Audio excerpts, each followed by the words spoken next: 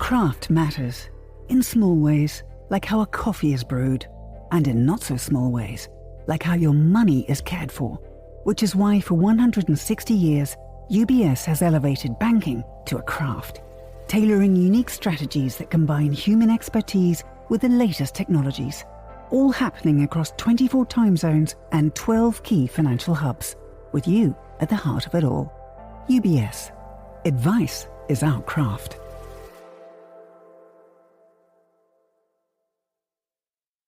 You're listening to The Globalist, first broadcast on the 5th of November 2025 on Monocle Radio. The Globalist in association with UBS.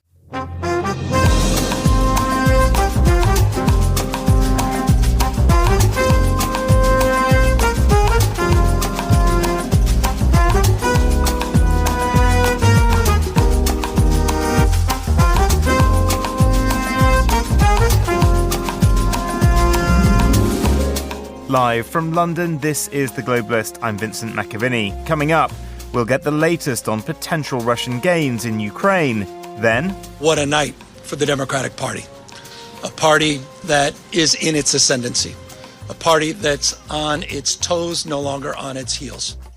A year on from Kamala Harris's defeat, with a string of election victories on Tuesday, have Democrats finally turned a page? And are they reading voters right? The London travel market gets underway. We check in with one Central American destination. Not much is known about Guatemala outside of the country, so we felt like we had this blank canvas that we could really use to put together the picture of Guatemala, the story that we want to tell. Plus, a leaf through the day's papers, and wherever you're listening this morning, we promise you your coffee won't be as expensive as the one we're going to discuss. That's all ahead on The Globalist, live from London.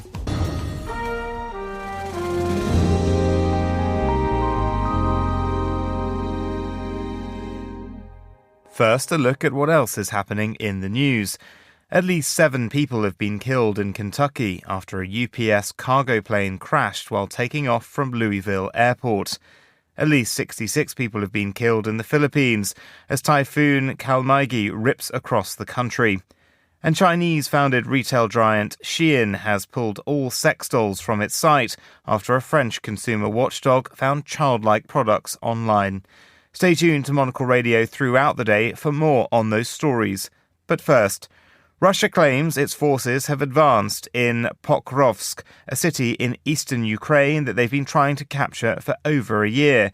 An estimated 100,000 Russian troops were encircling the area, with Ukraine's top military commander saying his forces had pushed hard to dislodge them. To discuss this, we're joined now by Jenny Mathers, Senior Lecturer in International Politics at Aberystwyth University. Jenny, thank you for speaking to us. Firstly, if it's true, how significant is this for Russia? Well, Pokrovsk is an important target for several reasons. I think firstly, of course, the symbolism of taking a Ukrainian city. Most of the gains that Russia has made over the past year or so have been very incremental in small villages. But secondly, and more importantly, Pokrovsk is an important logistics hub for Ukraine.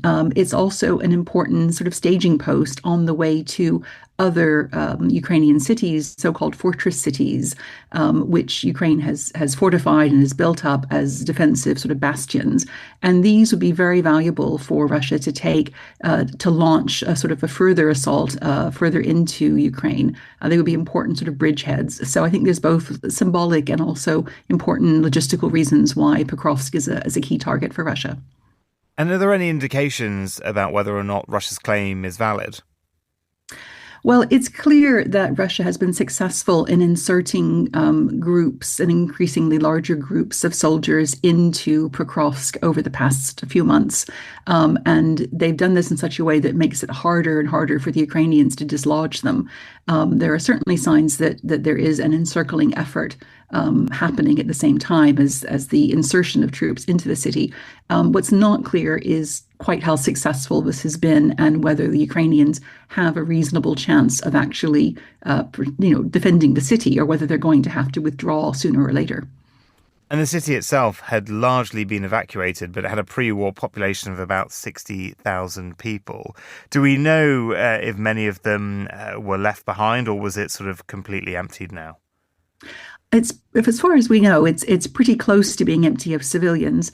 Um, I think it's typical really of the way that Russia has operated, that when it does make gains in Ukraine, it tends to be towns and cities and communities that have been largely depopulated and destroyed. So it's taking over, not taking over terribly valuable assets, but things that have already been really pummeled into rubble almost by Russian constant attacks. In entering the fourth winter of this conflict, there are reports that Russia is still losing tens of thousands of troops as the year goes on. What's the state of their ranks and where are they drawing from now? So Russia has been able to recruit enough soldiers to cover its losses, and this is the basis on which it seems to be operating at the moment. But of course, Putin has recently signed into law a new way of recruiting conscripts. So year-long conscription efforts rather than simply twice a year, calling up young people, or young men rather. And this is important not because the conscripts are sent to fight in Ukraine, but because once they're in the system, it's easy to encourage or force them to sign contracts and become volunteers. But also once they've done their 12 months compulsory service, they become part of the reserves, and therefore they're vulnerable to being mobilized and sent out. So this is a way of ensuring that there is a continual source of new recruits coming into the armed forces. And those new recruits might be heading next to Kramatorsk and Sloviansk. How important would it be for Ukraine to keep those cities? Well, it's terribly important, I think, because Ukraine obviously needs to hold on to as much territory as it can, but also because those two cities, both fortress cities, would make it much easier for Russia to push the Ukrainian forces completely out of the Donetsk region, which is one of Putin's key targets in the short term for this conflict.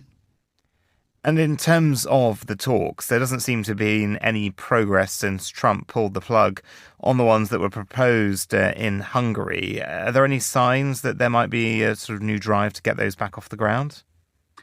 Not really at the moment. Things have gone very quiet on that front.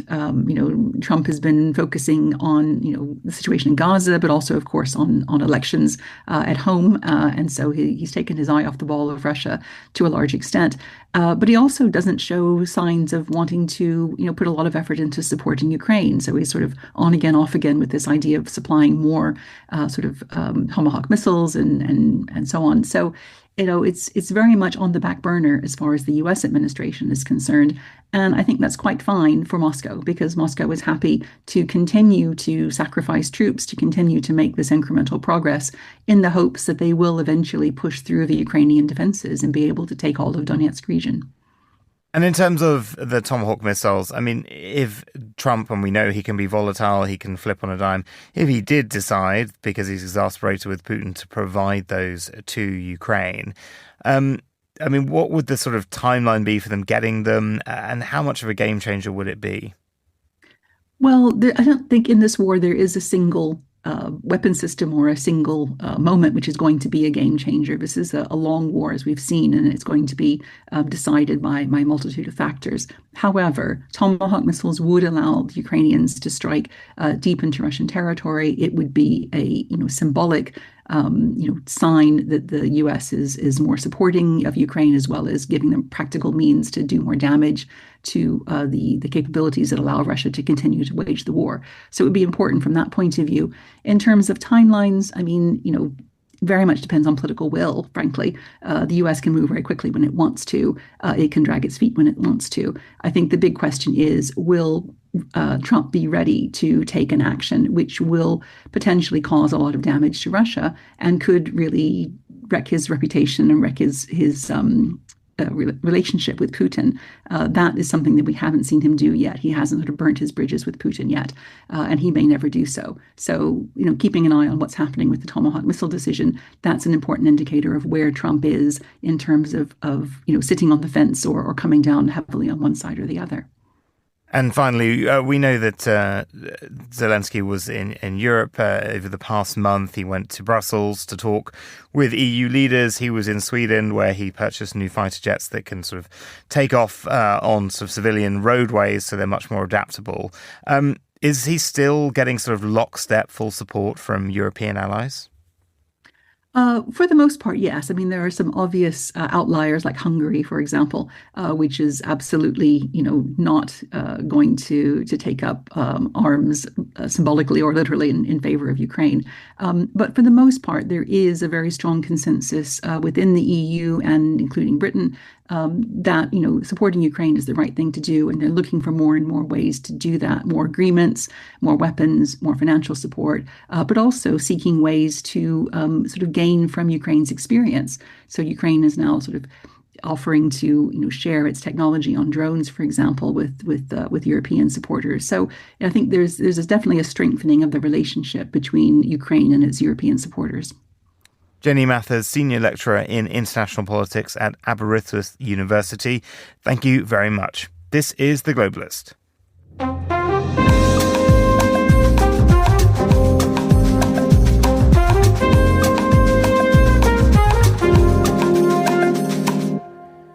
It is 7:10 here in London, at 2:10 in the morning in New York, where voters have elected 34-year-old Democratic State Assembly member Zoran Mamdani to be the city's new mayor. And there's been positive signs for Democrats in the Virginia and New Jersey gubernatorial races.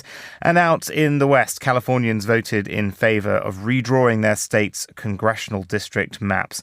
Donald Trump will likely not be waking up in the White House very happy this morning. To unpick all this, we're joined by Chris Chermak, Monocle's senior news editor. Chris, let's start in New York. Mamdani has defeated the establishment and disgraced a candidate from the Democrats, Andrew Cuomo. What does this mean for the city and the party? This is obviously the most interesting of the races, Vinny, for so many different reasons. Zoran Mamdani was expected to win, given the fact that New York is quite a liberal city. It was only around 8 points, so it wasn't such a huge margin against somebody with all the baggage that Andrew Cuomo has, as you were mentioning there. But what's really going to be interesting, of course, is what this means going forward in terms of who Mamdani is and how he is going to stand up to Donald Trump. His speech over the last few hours really kind of laid into that rhetoric, saying, his big quote was "turn the volume up." That was his message to Donald Trump and to Democrats. He talked about immigration, of course, the fact that he is the first Muslim mayor to be elected, an immigrant himself, and also there sort of gave a signal to Donald Trump saying, to get to any of us, you will have to go through all of us. So he is somebody who is leaning into this fight with Donald Trump. And of course, he is a democratic socialist. That is rare for somebody who is so openly a democratic socialist to do well in the United States. What I found interesting, just to give you a couple of exit poll things that were interesting about this, was that even in New York, 69% of those who went to the polls said they were not democratic socialists. Nonetheless, they voted for Mamdani, and it shows kind of that his rhetoric, his style was something that Democrats were looking for. They were looking for a foil against Donald Trump. He also focused, of course, on cost of living, affordability. This was the key topic for so many. 52% of New Yorkers said that was their top topic, and they favored Mamdani by 66 to 29%. Well, let's focus in on that because, yes, whilst he's got rhetoric with Trump, he's going to have to prove himself in one of America's most, I think it's fair to say, critical cities. New Yorkers don't have much patience at the best of time. He's got pretty populist plans. Can he deliver what he's doing? And will the kind of things he's talking about probably pretty normal in European cities, but quite sort of out there for American ones? Absolutely. And just to give you one more polling thing that I found fascinating on that, even in New York of voters, 50% compared to 44% said that his policies are not realistic, which I just found an amazing stat. You vote for the guy, but you do recognize that his policies are not realistic. You're going for the rhetoric. On the policies, yes, he is left-wing. He's called for universal childcare, free buses, rent controls, government-subsidized supermarkets. The key thing that is going to matter here and is also going to show where the Democratic Party stands is he wants to raise taxes on those earning over 1 million, raise corporate taxes in order to pay for this. The New York governor, Kathy Hochul, has said she does not support that. She disagrees. So when you talk about whether you can implement these things or not, it's not only a question of whether it's realistic, it's also you're going to see two versions of the Democratic Party playing out within the state of New York to see whether Mamdani or Kathy Hochul gets the upper hand in whether he can actually implement what he wants to implement. And these gubernatorial races in New Jersey and Virginia, can you tell us what's happened there? Yeah, so these races are also interesting, and they're interesting because you're talking about states that had moved more towards Donald Trump. So Mamdani, New York, less of a surprise, a liberal city. The other states, New Jersey, Virginia, there was some worry after the 2024 elections that they were moving towards conservatives. So in that sense, these two races are also very positive signs for Democrats, not only that they held on to the governorship in these two states, but that they overperformed and quite dramatically. So in New Jersey, the result was, both had more than double-digit victories, up to 15 percentage points. And also, it's important to say both of these, by contrast to Mamdani, were centrist candidates. You have Abigail Spanberger in Virginia. She's going to be the first female governor of Virginia. She is quite a centrist. And also Mikey Sherrill out of New Jersey. Her big line, if you will, in contrast to Mamdani, was kind of leaning into that Obama-style rhetoric we used to have, saying she is somebody who is going to represent everyone in her state and go back to that idea that everyone in New Jersey should be represented. So it's interesting to see how that battle of messaging is going to play out as Democrats now look forward to next year. What is the kind of message they want to show in 2026 with the midterms? That's going to be interesting as well. Well, this is confusing, isn't it, for the DNC in Washington, because they're going to look at these and they're going to see the sort of traditional pull in the party between the establishment and those that kind of want to be more progressive. They've had a long autopsy on Kamala Harris. They've got a year to go until the midterms now. What does this say about what they should be doing with the party, being more bold and radical or sticking to the center? I think that the jury is out on that, right? Because of the difference in the results that you've had here. So on the one hand, you can look at this positively and say that Democrats compared to Republicans are more flexible, right? They can tailor their message to where they are running. And that's kind of what you saw Virginia, New Jersey, more centrists appealing also to Republicans because that's what they needed to do to win. Mamdani didn't need to do that. He's in New York, so he went for the stronger rhetoric. So on the one hand, you can say they have flexibility. They're still that big tent party compared to Republicans. On the other hand, the key question when you look at someone like Donald Trump, whatever else you want to say about him, he is passionate, he is decisive, he says what he wants to do. And that's a question for Democrats as well. Do they want somebody like that to lead them? Do they need someone like Mamdani with the fiery rhetoric to really fire up the party going into 2026? Is that something they will be looking for, even if the message and the policies are further to the left than Democrats might be comfortable with? That's going to be fascinating to watch, just anecdotally to point out on that. I remember back in 2016, there were plenty of voters, even ones I spoke to, even within my own family, that might have been willing to vote for Bernie Sanders over Donald Trump, but not Hillary Clinton. So that gives you an example of how the passion sometimes, even if it's two extremes, can actually lead to more voters. So it'd be fascinating to watch how that plays out heading into 2026. And just finally, the madness of the American system where the voting districts are decided by basically sort of politicians. This vote that took place in California is really significant, isn't it? Because it was sort of a warning shot to the rest of the country in a way, wasn't it? It is, and it's a long one to explain, so I'll do it just briefly for now. But yes, at the moment, what you have in the states is various states, whether they are Republican or Democrat, trying to change the rules of the game. This started with Republicans. Normally, it's done in a census every 10 years. Donald Trump laid down the rules this time, said he wanted Republican states to do it ahead of 2026. Basically, it's called gerrymandering. You rig the districts within a state in order to favor your own party. Texas has done this. Other Republican states want to do this. And this was now the Democratic answer to say, we are going to do this as well, to redraw the map in our state to favor Democrats. This is anti-democratic, frankly, but it's a case of, well, if the other side is doing it, we have to do it as well. Now the call will be to other states, Democratic states, Virginia, Maryland, and so forth, whether they will follow California's lead. If nobody does, Republicans are going to win the midterms, frankly, in 2026. If the Democratic states follow, it gets closer again. Chris Chermak, Monocle Senior News Editor, thank you. Still to come on the programme, we look to the State of Asia conference taking place this week in Zurich. This is The Globalist. Craft is a matter of perspective, a unique outlook, an obsessive attention to detail. With UBS's Chief Investment Office House View, we're focused on identifying the latest investment opportunities and market risks to help you achieve your financial goals, so you get the big picture broken down into thought-provoking insights. Delivered daily and curated by over 200 globally connected, locally active analysts.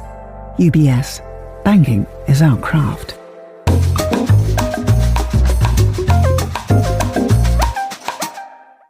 Well, let's continue now with today's newspapers. Joining me is Paul Waldy, European correspondent at the Globe and Mail. Paul, good to have you back. First of all, your story, Mark Carney's first budget. Yeah, I mean, this, of course, has been a long-awaited budget by the still relatively new prime minister. He's been under an awful lot of pressure to deal with Donald Trump's tariffs, which, of course, have probably hit Canada harder than any other country. And really no sign of relief. If anything, Trump is talking even tougher about Canada and even raising some of the tariffs. So there's been a lot of pressure for Carney to reach a deal.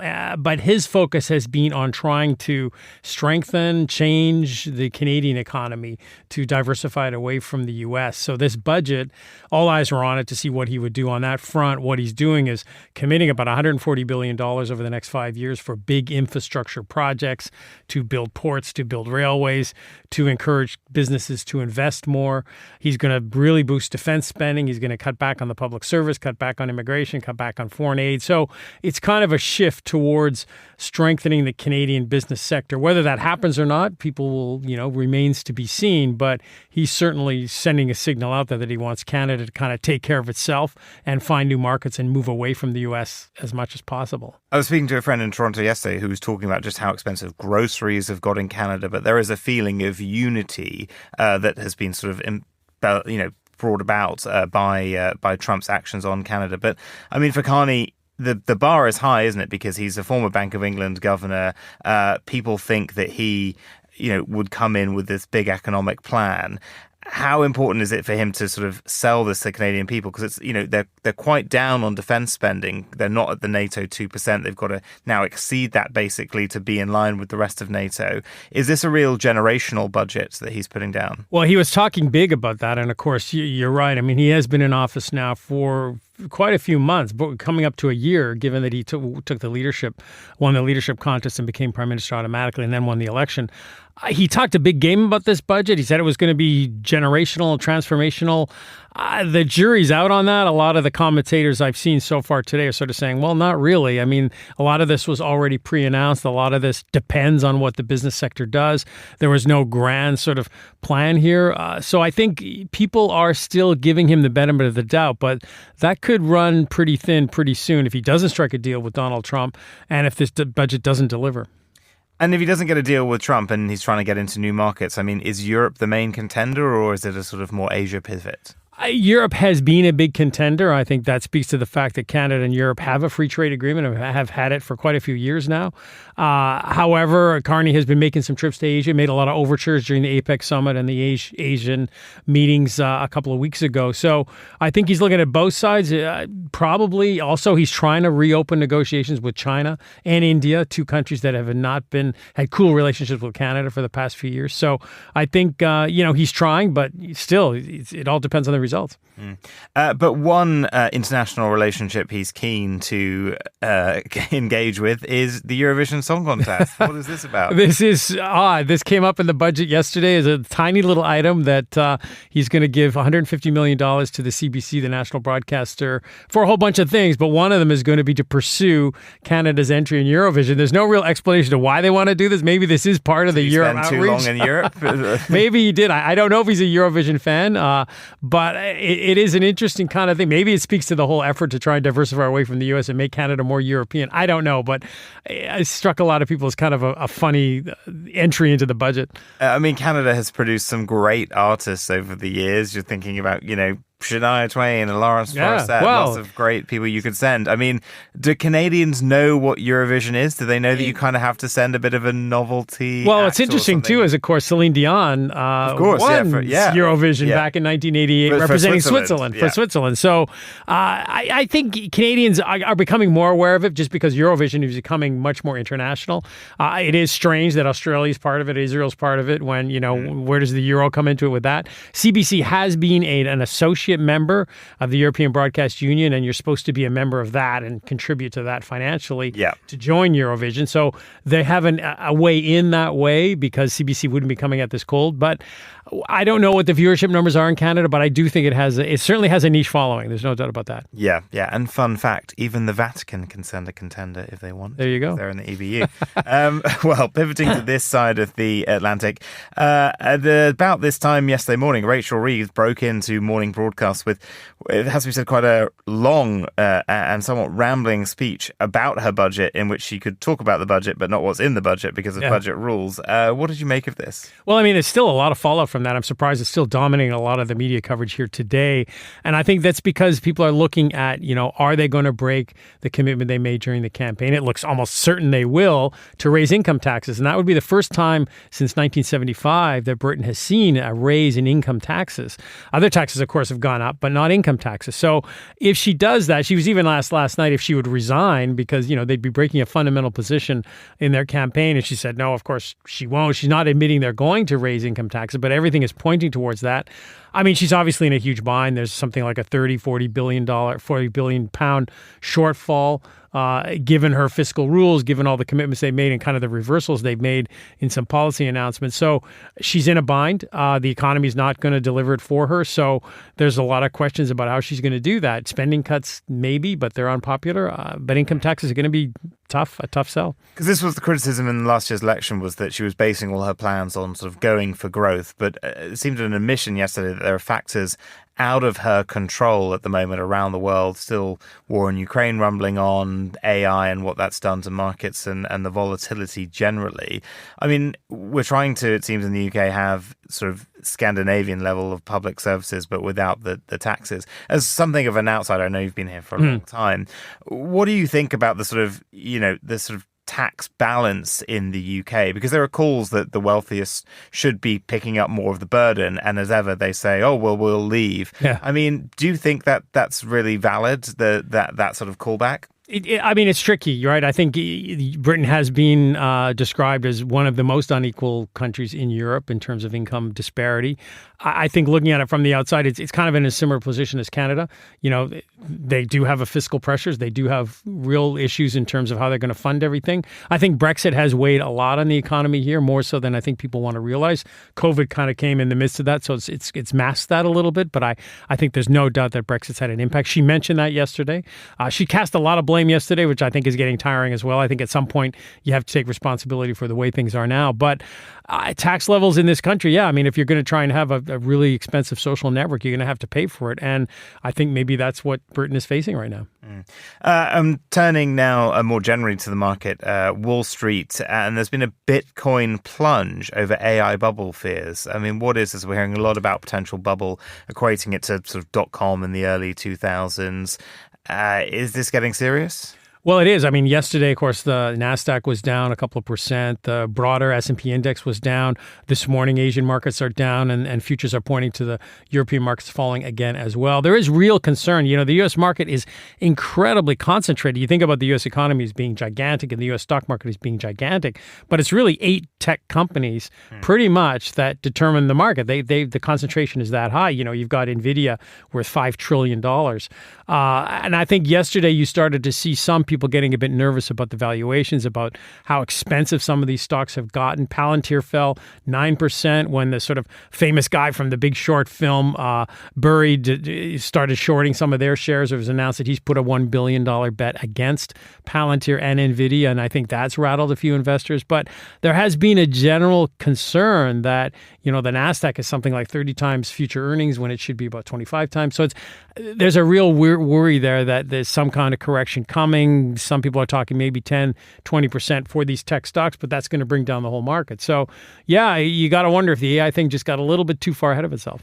But I think the counter-argument would be, unlike maybe the internet, is that this has the real potential to just revolutionize society and work in a way that we have never really seen before. And coupled with robotics, it could kind of change everything. And that can create, obviously, more problems and unrest and things that we're only just fathoming. But do you think it's right to be sort of comparing constantly to sort of .com as what seems to be happening? I think that the valuations have gotten really, really high, and they're probably going to have to come down to some kind of more normal level. But you're right. I mean, Palantir produced some decent numbers and you know, decent financial results. However, their share price is incredibly high. And, you know, some of these share prices have gone up 40, 50% in the last year. Is that sustainable? Is that reflective really of what the companies are worth? And I think that's what a lot of investors are now working through.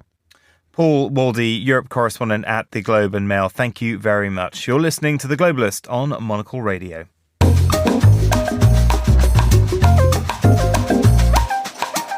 Now, here's what else we're keeping an eye on today. Zoran Mamdani is the new mayor of New York City. The 34-year-old is the youngest mayor since 1892 and also the first Muslim to hold the position and the first African-born. In a big night for the Democrats, their candidates also won gubernatorial elections in Virginia and New Jersey. Meanwhile, staying in America, a UPS cargo plane carrying 38,000 gallons of fuel has crashed near Louisville International Airport.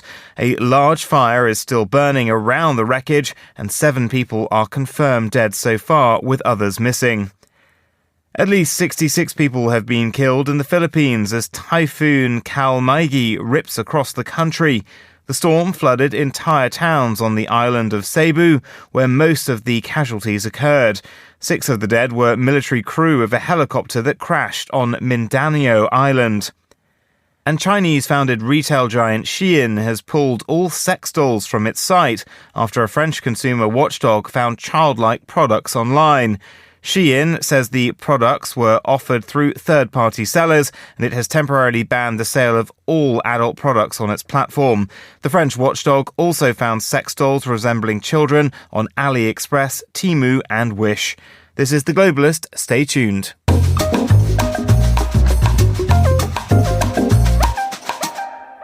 It's 14:31 in Jakarta and 8:31 in Zürich. Tomorrow, the Asia Society Switzerland is hosting its annual flagship conference. This year's title is The State of Asia 2025. The event brings together experts from Asia, Europe and the US to offer strategic intelligence for business leaders, government officials and academics.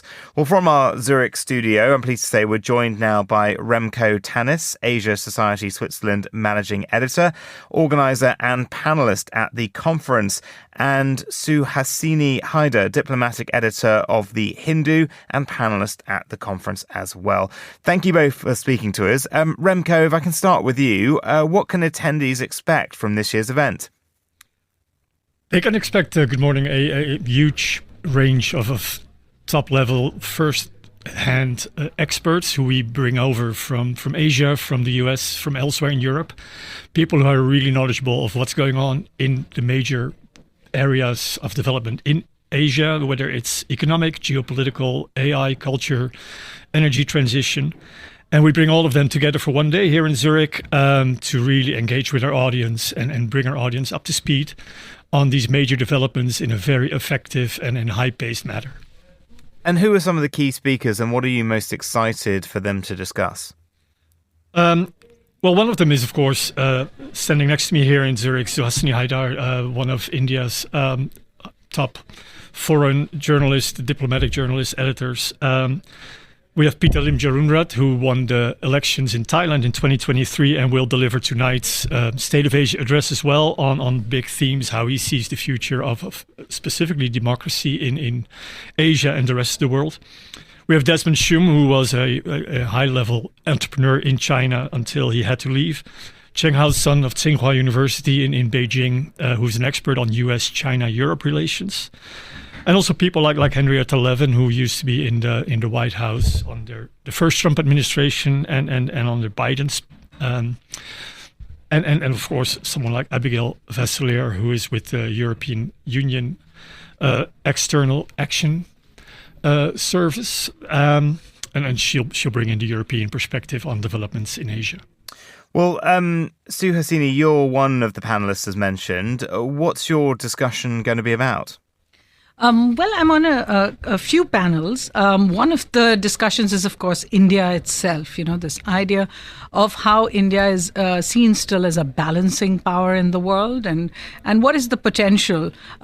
For decades, I think international observers have seen India as the big rising power that has to reach its potential. But there are always questions about whether India does actually have the economic might that many hope it does, or that the market of consumers is as big as people hope it would be. And finally, some of the questions really about democracy in India. So we're going to have a little bit of a sort of series of conversations on that. And in terms of global power, we've had Trump in the region last week, Korea and Japan, both trying to bolster relations, Trump trying to thaw them with China. What do you think we can expect in terms of power in the region in the next 12 months? Well, I certainly think if 2024 was the year of elections internationally, but particularly in Asia, 2025 has been the year of Trump shock.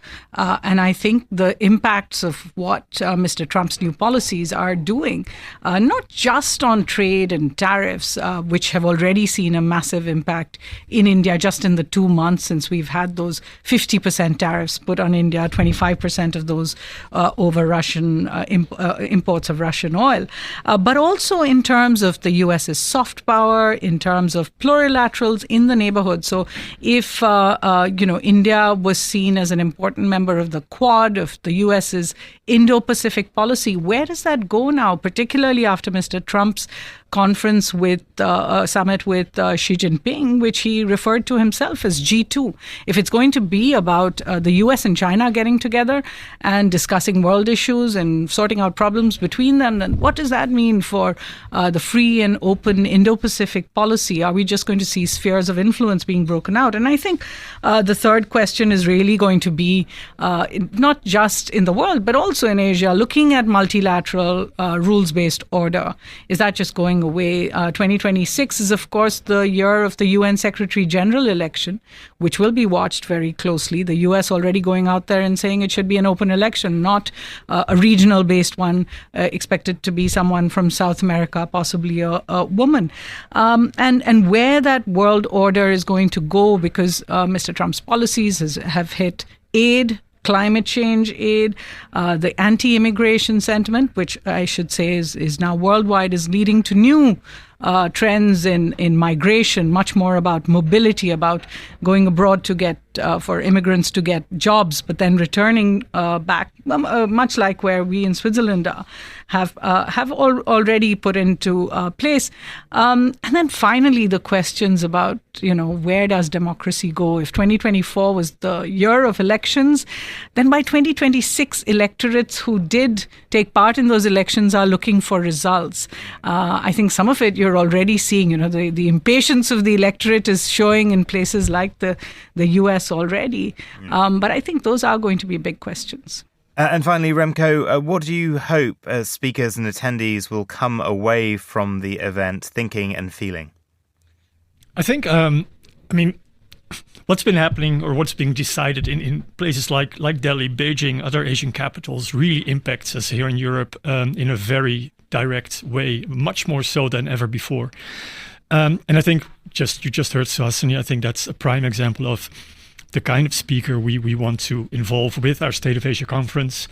Just being able to really put things into context, whether it's democracy or economics or geopolitics or security, and really give our audience a high-paced, very effective feeling of when they come away from that, like, I've really seen what's going on and what people from the region think is important and what we should pay attention to here in Europe.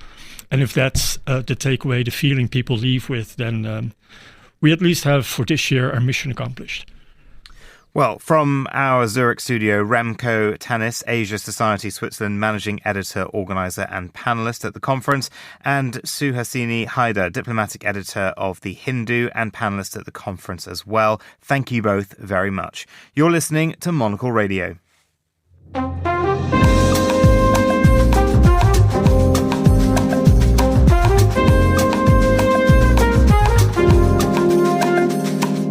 The World Travel Market has begun in London. The three-day event is expected to draw over 46,000 participants and 4,000 exhibitors from 180 countries. One exhibitor is Harris Whitbeck, Tourism Minister of Guatemala and Director General of the Guatemala Tourism Institute. His country has seen one of the fastest rises in tourism this year, up by 8% already, with 1.6 million visitors in the first half of 2025. He joined Monocle's Tom Webb in Midori House ahead of the market to share the secrets of his success. Since this administration took over handling tourism in Guatemala, the growth has been sustained. From the first year, it was over 13%, then so far this year, 8%. We attribute that to making a lot of noise. I'm a former journalist, so I'm all about making noise and reacting to noise. And we approached this as we saw a great opportunity because not much is known about Guatemala outside of the country. So we felt like we had this blank canvas that we could really use to put together the picture of Guatemala, the story that we want to tell, which is all fact-based, of course. So we started out by making a lot of noise, participating in major trade events, fairs, a lot of out-of-house activities, like, we're on billboards, on buses, on taxis. And that has really started to pay off.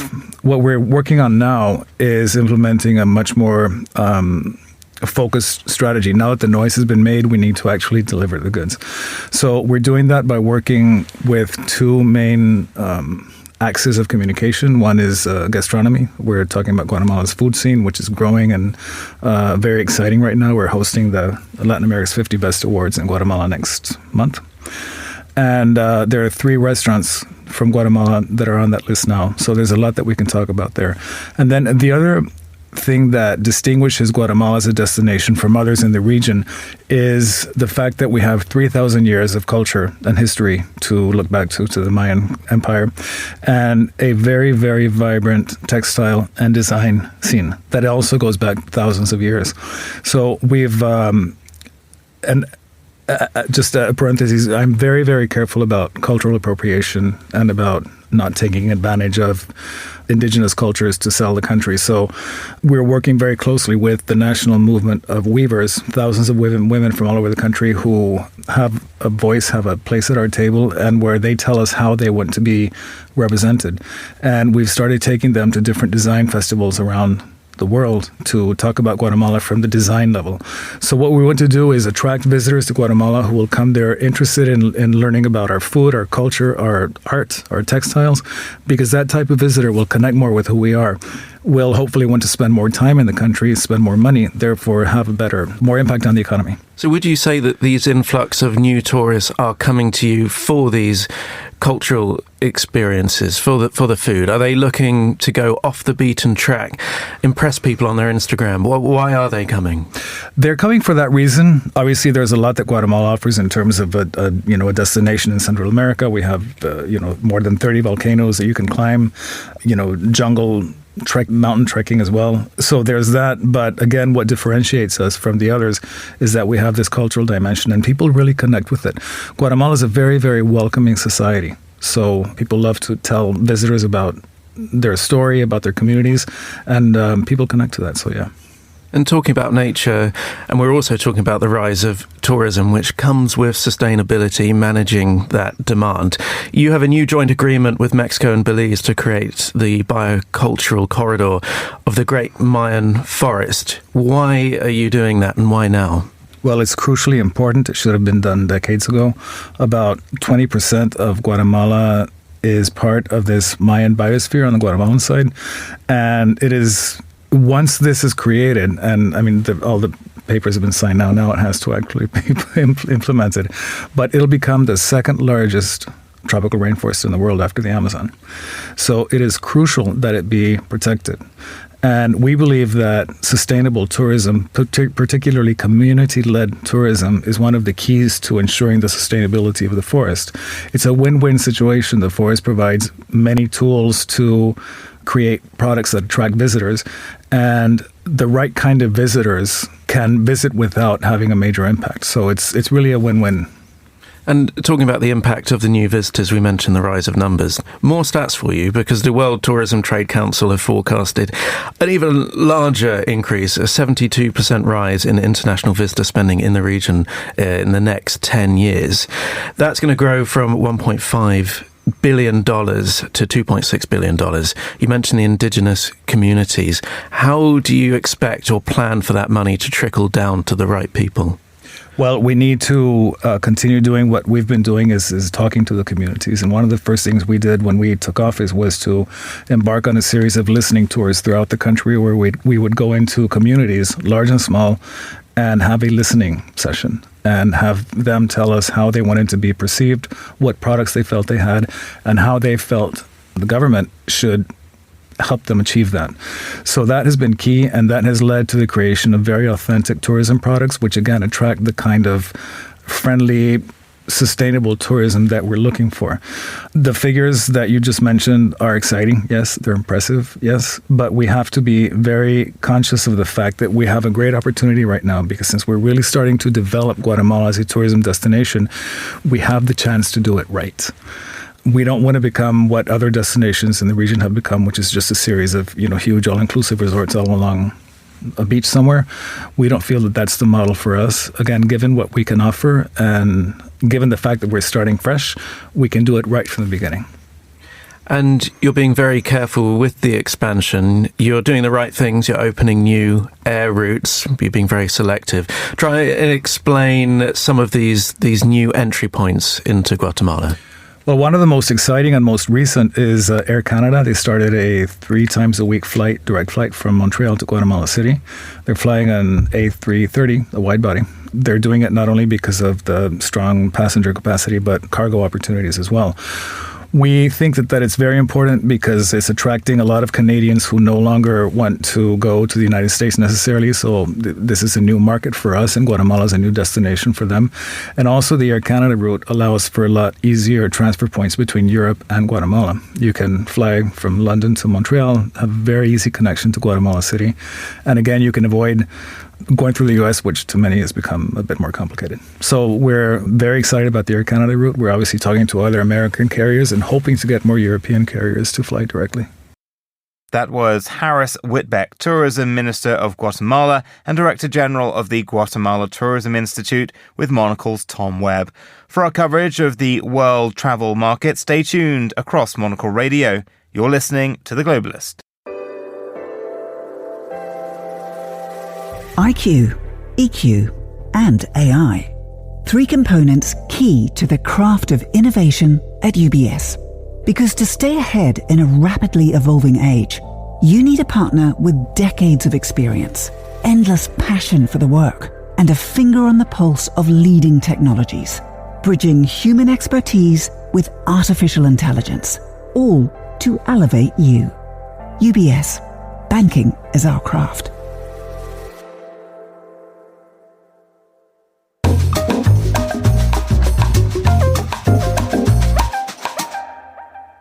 Well, the 38th Tokyo International Film Festival is coming to a close. And to discuss this, I'm joined by Matt Schley, a Tokyo-based reporter and critic for publications including the Japan Times and Screen International. Matt, good to speak with you. Firstly, can you tell us a bit about the festival and what its significance, its influence is like? Sure. Thanks for having me. Tokyo has been around for almost 40 years now. That makes it one of the older festivals in Asia. Still young compared to stuff over in Europe like Cannes or Venice, but it's kind of been taken over in terms of prestige by younger festivals. Busan, for example, is now considered kind of the most prestigious festival in Asia. So Tokyo has, over the past, I would say, 6 or so years, tried to kind of regain some of that prestige by kind of retooling itself in some interesting ways. How's it tried to do that? Well, they've brought in a new chairman. His name is Hiroyasu Ando. He has been a longtime diplomat in his previous career.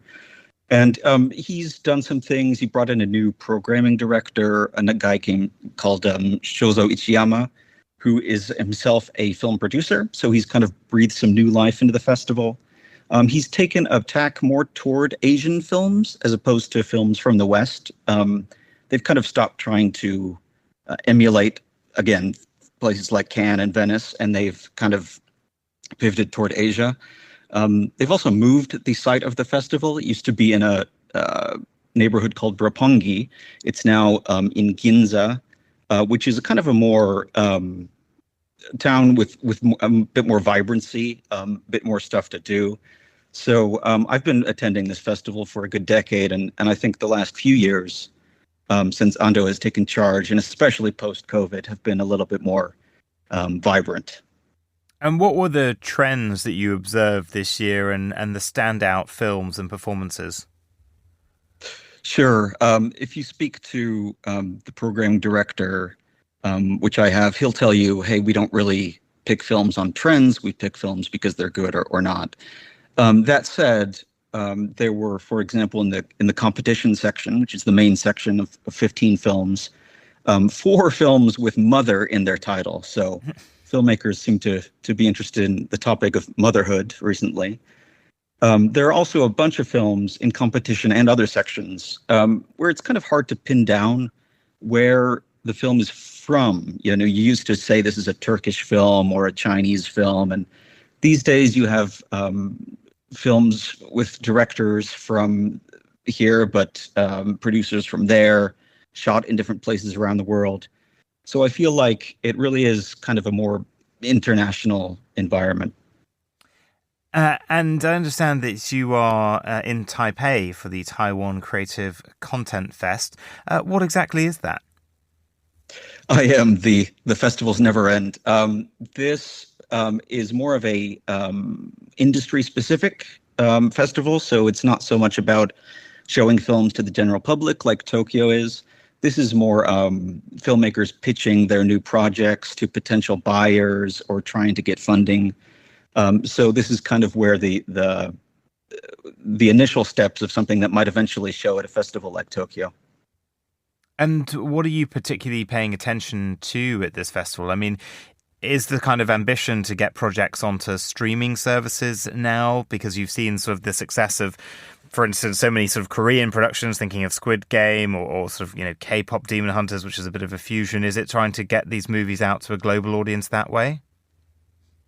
It is. There are filmmakers who still want to see their films done on the big screen, and we've seen a lot of, going back to Tokyo, we've seen some very successful Japanese films this year, whether it be Demon Slayer, which is popular, not only in Japan but worldwide. Chainsaw Man is another example of that. Kokoho is a Japanese film that's done very well. But yeah, there are, of course, people who are interested in being on streaming platforms. There was an announcement yesterday of a new kind of Taiwan fund they're teaming up with Korea to try to get some of that Korean K-pop juice that Taiwan hasn't had so far. So yeah, they're all playing the content and IP game. Matt Schley, thank you. You're listening to The Globalist on Monocle Radio.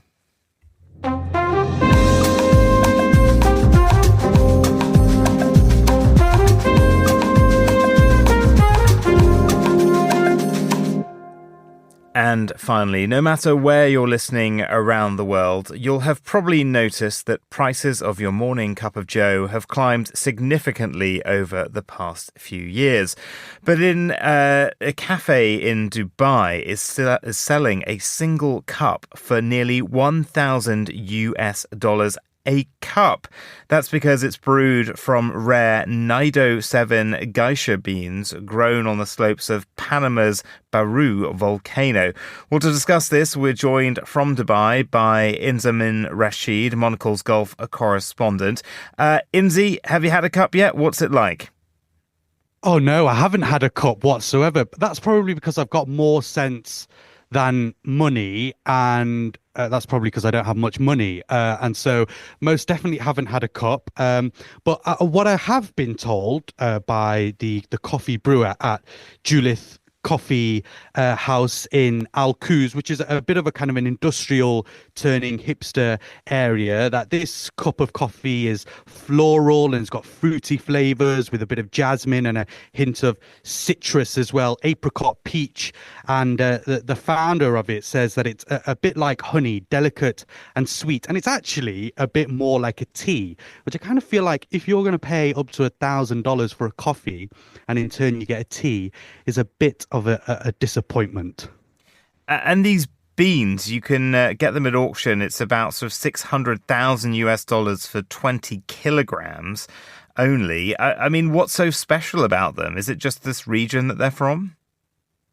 Yeah, so this is what happened. These beans in particular were purchased at an auction, as you mentioned, 20 kg, around 2.2 million dirhams, which is around $600,000. And they are from Panama's Baru volcano region. And it's claimed to be the highest graded coffee of all time. The beans are ultra premium, called the Nido 7 geisha beans.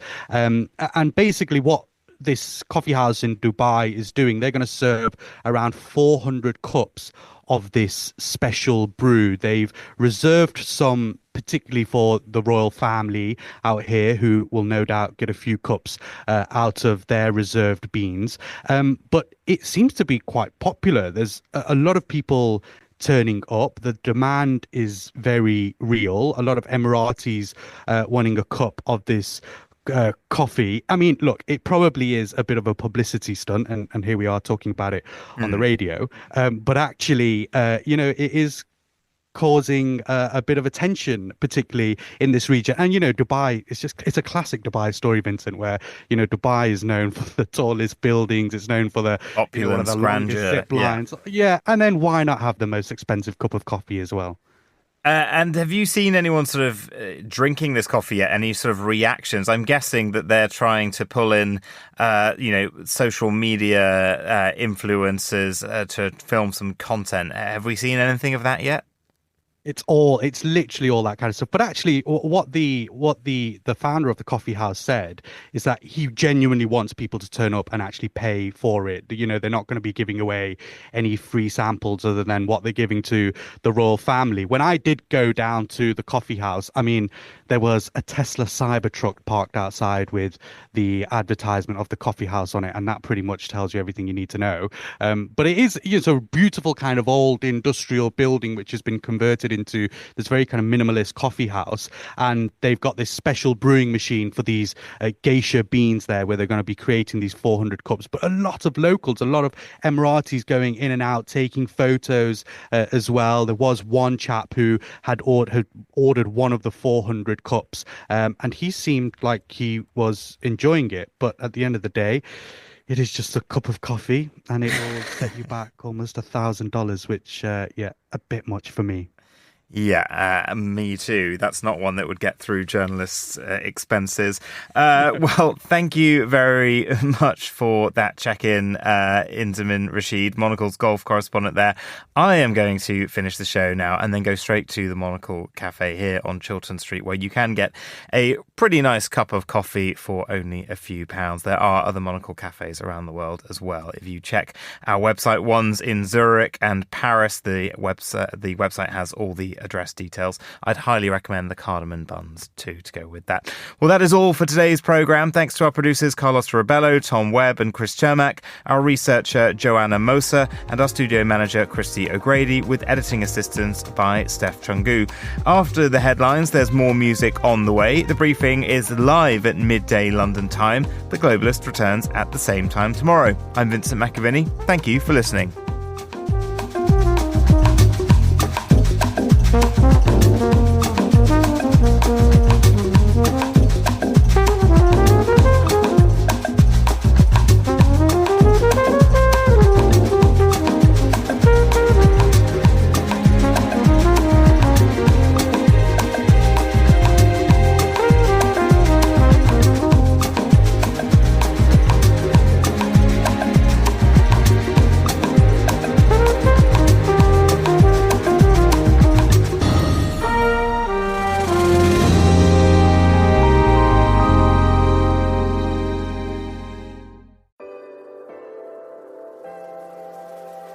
With UBS, you have a truly global partner, incorporating new technologies, innovative approaches, and unexpected opportunities, leading you to insights that help answer the questions that matter, delivered with passion, care, and unmatched expertise.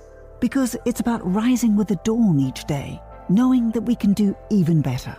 That's what banking is to us. Not just work, but a craft. UBS. Advice is our craft.